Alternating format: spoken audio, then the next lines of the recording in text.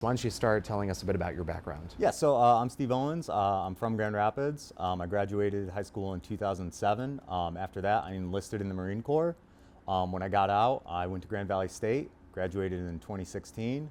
From there, I went to grad school in University of Tennessee, and I have degrees in economics from GVSU and UT. I spent 4 years working in the federal judiciary before transitioning to the private sector as a data scientist. Okay, why are you running for mayor? Well, because, I've been talking to a lot of people in the city, and, I've heard people complain about the plowing, the potholes, the cost of childcare, the cost of housing, just a number of things, groundhogs. But I've never heard anybody say that we need a outdoor amphitheater or a soccer stadium. So I think that's just a waste of taxpayer dollars. And we'll get into that in a little bit. I mean, if you are elected, what is your biggest priority? Well, it's making sure that taxpayer dollars are spent prudently and efficiently. With this stadium, they're giving away $200 million in tax breaks, and 26 million of that, this is the amphitheater, the $200 million in tax breaks for the amphitheater with the associated apartments that are going with it. And 26 million of those are going to be property taxes that the developer will be exempt from, and that's just taking money right out of the schools. And if you really want to grow the economy, you have to invest in infrastructure and education, because those things lead to innovation, and then the infrastructure helps spread the innovation. So was it really these projects that compelled you to run? It was mainly the lack of the plowing, because I have a friend who lives up in Plainfield, and it takes like a week for them to plow the roads over there.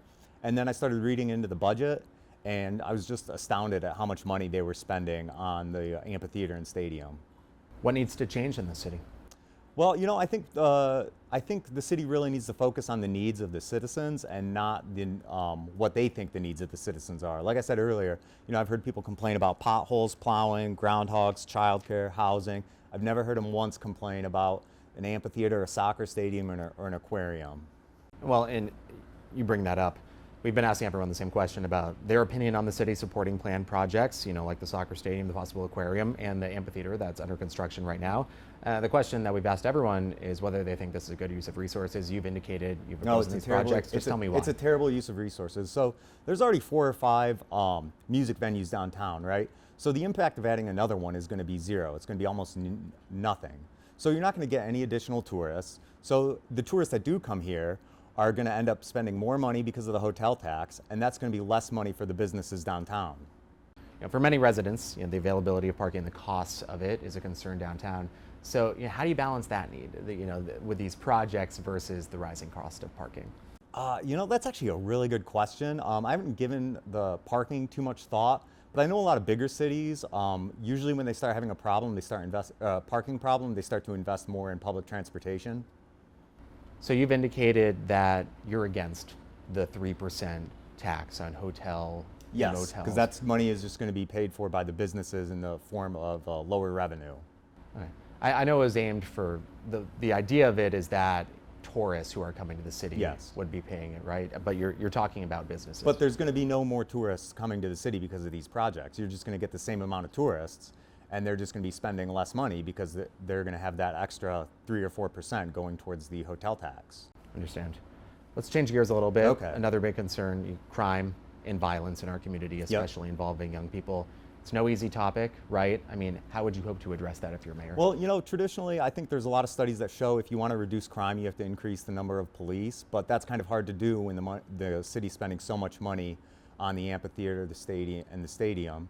And, I talked to some other people, and they thought a better way to build a rapport with the police would be to have more cops walking a beat and have cops living in the city of Grand Rapids. The person said they didn't like it when cops would, live in the suburbs, drive into the city, work, and then leave. And I think there are some solutions. There are some solutions to that problem. I think you could incentivize cops to live in the city through maybe having the GRPD implement a policy where maybe they pay them extra for living in the city, or the city gives them a couple mills off their property tax. So there's definitely some ways to improve there. Police departments across the nation in West Michigan have struggled with staffing shortages.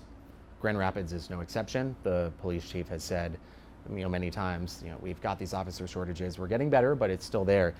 Do you believe the police department needs more or less funding?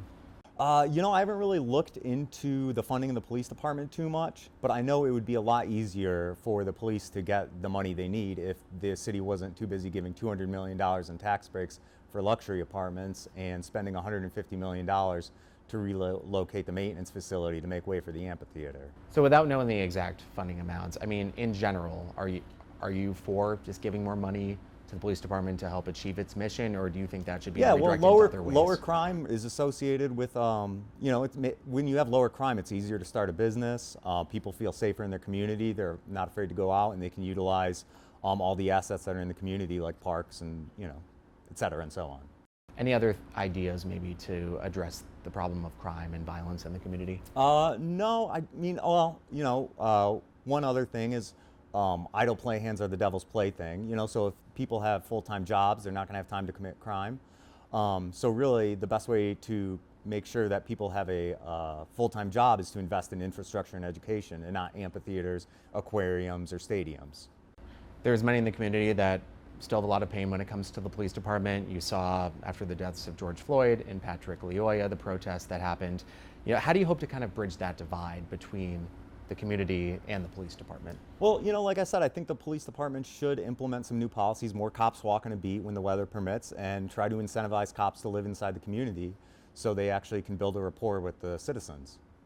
Is there kind of a closing message here? Okay. Why should someone vote for you? You know, what is your pitch to a voter as we approach this election? Well, my pitch is that, you know, we're going to make sure that the tax dollars are spent responsibly and go towards things that benefit the entire community, like roads, sidewalks, parks, police, firemen, instead of wasting them on amphitheaters, stadiums, and aquariums.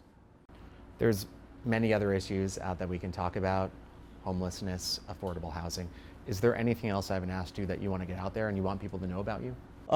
Yeah, so I think with regards to homelessness and housing, I think if you just build more housing, the city needs to approve a lot more building permits. That'll lower rents, and it will also increase the, well, it will lower the number of homeless people in the city.